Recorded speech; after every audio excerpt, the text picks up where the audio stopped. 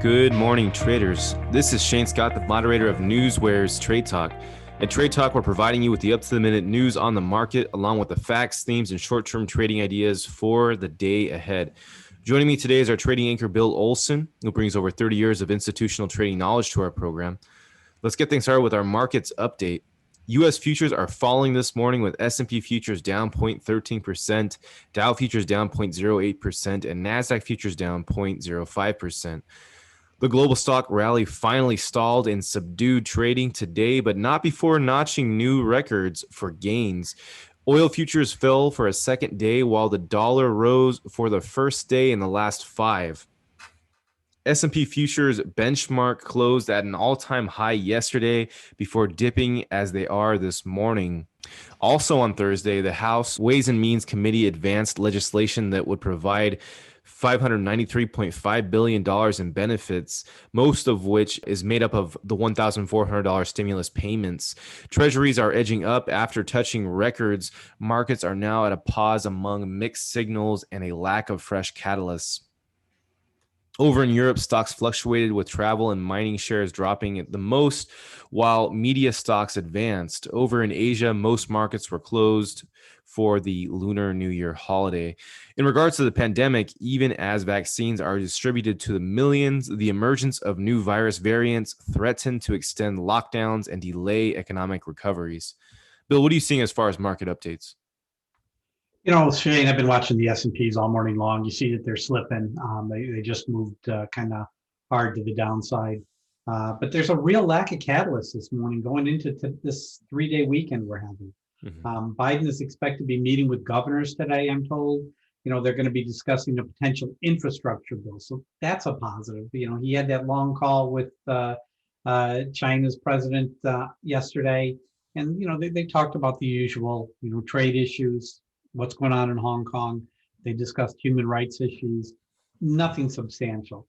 Not surprised to see some profit taking today. There's no real economic reports coming out. There's nothing really that's going to jumpstart this market. So, I'll be a little cautious midday. There might be some volatility, but I still got some good ideas of what to trade today. Well, let's go ahead and move into earnings to watch today. Bill, what type of earnings are we looking at? Disney, they delivered a 73-cent beat on higher revenue. You see the stock up 1.5% this morning. GoDaddy, ticker GDDY, they delivered a 5-cent beat on higher revenue, and they raised guidance. When you do all three of these things, your stock goes up. However, at the same time, they announced two people on their executive team are leaving. That pushed the stock down a little bit. I think it's temporary. You see everybody coming out, multiple brokers coming out with raising the price targets on the stock today based on the earnings announcement. So keep an eye on GoDaddy. In terms of Datadog, ticker DDOG, they delivered a 4-cent beat on higher revenue. That stock's trading lower by 3.9%. Mohawk Industries, they delivered a 67-cent beat on higher revenue, and they're up 2.6 this morning. Mohawk just continues to deliver. How about insights as far as upcoming earning announcements? Let's talk about what we have next week. Advanced Auto Parts, ticker AAP, they're set for a 6.6% move. AutoNation, we're looking for a 6% move there as well. Ticker VMC, this is rare earth manufacturing elements company. They're set for a 4% move. And La-Z-Boy, ticker LZB, they're set for an 8% move when they release earnings on Tuesday afternoon. Moving into our economic reports, Bill, what type of reports are we seeing today? Kind of light on the economic reports. We got the University of Michigan Consumer Sentiment Report, which is due out at 10 a.m. this morning. At 1 o'clock, you want to be watching for the Baker Hughes rig count numbers. That should continue to prove positive. Then we got a couple of speeches. New York Fed Bank President John Williams will be speaking at 10 a.m. And at 3 p.m. Eastern Time, we'll be hearing from the San Francisco Fed Bank President Mary Daly. Moving into our morning's critical insights, starting things off with Virgin Galactic Holdings, ticker SPCE. They're declining in pre-open this morning after giving a flight test update stating that more time is needed for technical checks before preparing for a new flight. Share prices are down 7.4% in pre-market. In other news, QuantumScape, ticker QS, is set to open higher following an overweight rating at Morgan Stanley. Shares have climbed 10% in pre-market. One on IIV1, that's ticker IIV1. The company plans to make a $6.5 billion bid for Coherent, ticker COHR. The offer sets a three-way takeover battle with Lumentum Holdings, ticker LITE, and MKS Instruments, ticker MKSI. Coherent had originally agreed to sell itself to Lumentum for $226 per share before MKS Instruments offered $240 per share. So that one continues on today. Core's share price is currently up 16.84% in pre-market. One on Inovio, ticker INO. Inovio Pharma has climbed 30% in pre-market. Earlier, Oppenheimer started Inovio at an outperform rating. In other news, mobile bank company MoneyLion is to become a publicly traded company through a merger with Fusion Acquisition. That's ticker FUSE. Fusion share price is up 4.26% in pre-market. In other news, Apex Clearing, a security custody and clearing firm, is in talks to go public through a merger with blank check company Northern Star Investment, ticker NSTB. The merger would value Apex and the SPAC at as much as $5 billion. Northern Star's share price is up 8.7% in pre-market. Sensata, ticker ST, is to acquire Zergo Technologies for $400 million. And lastly, for me, Takeda, ticker TAK, announced that its phase 3 data from its Solstice trial met primary endpoints for superiority. Takeda's share price is up 0.46% in pre-market. Bill, what are you seeing as far as this morning's news?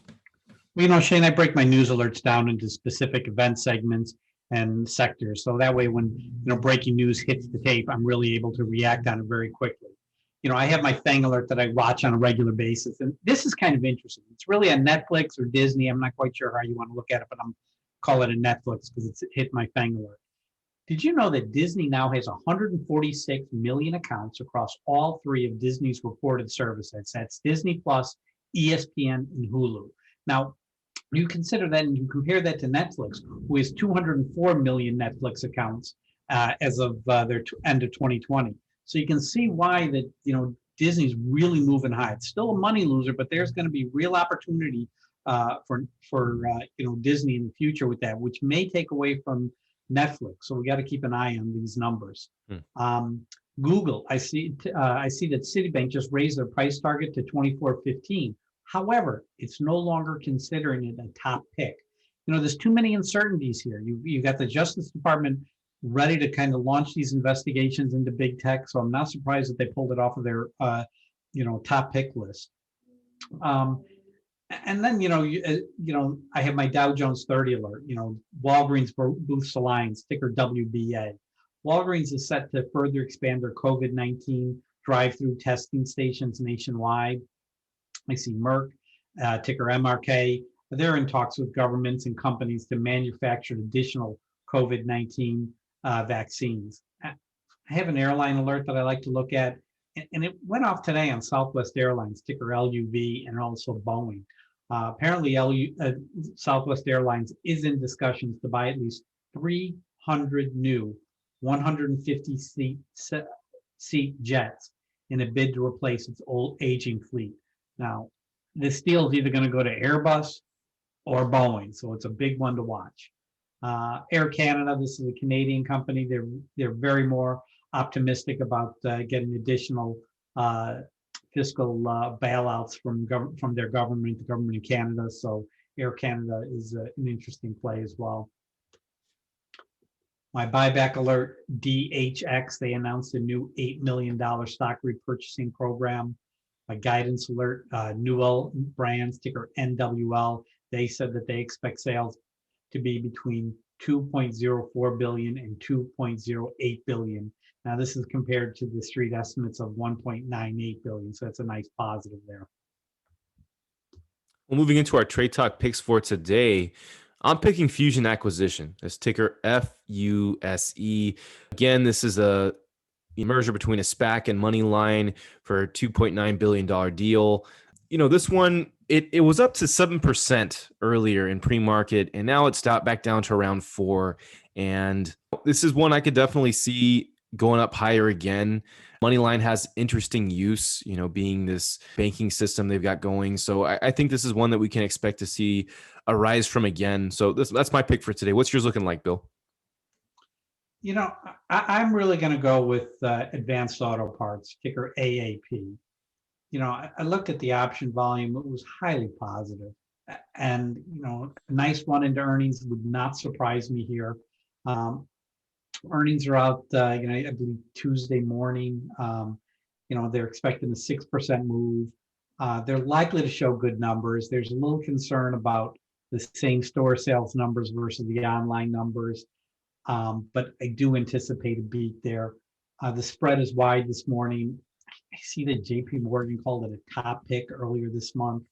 I think if you can get it, if you can get it with a 153 number, it'll be a good price for it. The spread's still wide, 153 to what is it, 153 to 156 this morning. So if you can get it with that 153 price tag, yeah, it should be a good trade for you today. And I think it could, push above 155 to 156 level sometime throughout the day.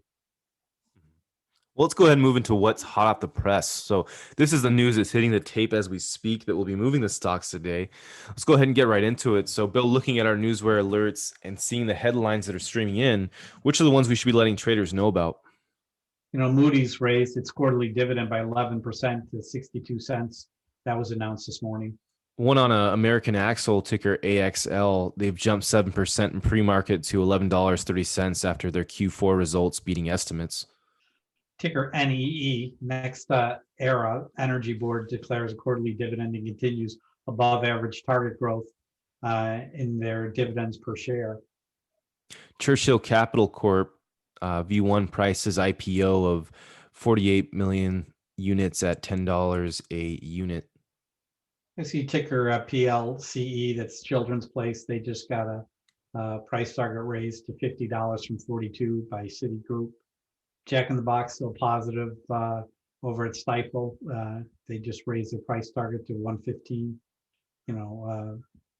Bed Bath & Beyond is getting more attractive with the shorts, says Bank of America.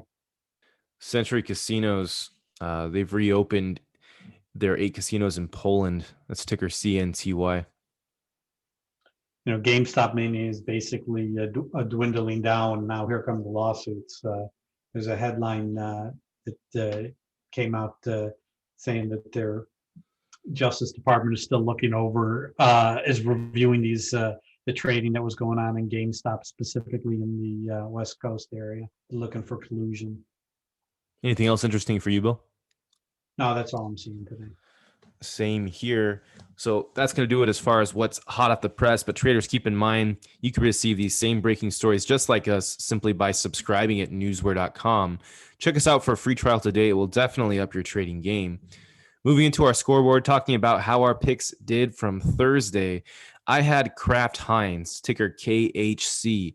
It opened at $34.23 and pretty much right off the gate, took its shot up and ended up closing at $35.54. Its high was around $36 and some change, and ended up closing for a 3.82% gain. So a nice clean move for us. How did yours end up doing, Bill? Well, I went with GoDaddy on Thursday. That's ticker GDDY. It was an earnings play. Stock opened up at 92.66 and hit a high of 94.99. That's a 2.5% differential. With a goal of $1 or 1%, we easily hit that yesterday. GoDaddy's trading off this morning, mainly because of the two executives that was mentioned earlier announcing their retirements. But this is not highly impactful news. It kind of affects the stock for the first 45 minutes of trading, but after that, it washes away. So I would expect to see some additional gains to be going on in GoDaddy today. Also, I see Piper, JP Morgan, Barclays, Oppenheimer. They all raised their price targets. It was a solid report. So this morning's action is a overreach on the executives leaving, but I'm still positive on the stock. Mhm. Well, that's going to do it for us here at Trade Talk. But traders, you know what to do. Let's get out there. Let's make some green.